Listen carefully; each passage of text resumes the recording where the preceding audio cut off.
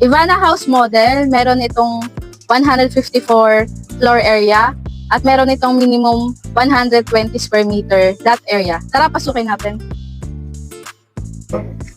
Ito yung first floor ni Ivana. Ito yung living area niya. Ito naman yung dining area.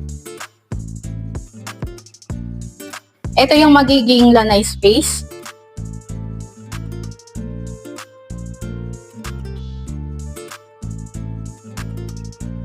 I-check naman natin yung kitchen. Dito sa right side, nandito yung sink plus cabinets. Meron din dito sa kabilang side. Dito sa left side, merong storage room. Pwede rin siyang maging extra bedroom. Ito naman yung toilet and bath para sa buong first floor. Paglabas mo, meron ditong service area. May kasamang isang sink.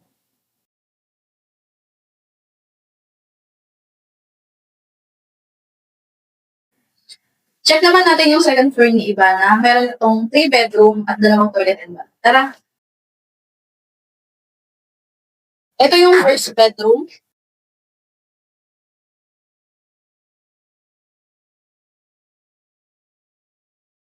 At ito naman yung second bedroom niya.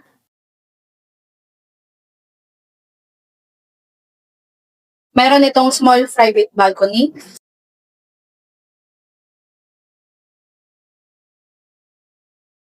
At nandito naman sa tapat niya yung master's bedroom.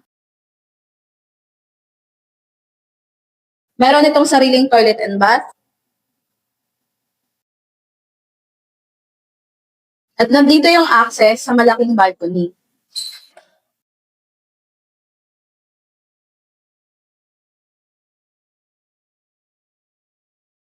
Meron tong maliit na balcony dito sa kabilang side.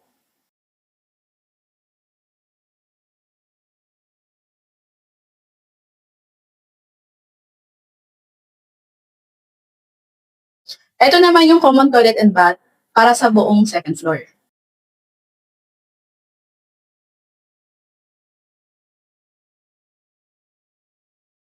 Ito yung garage ni Ivana, nakasya 2 sasakyan.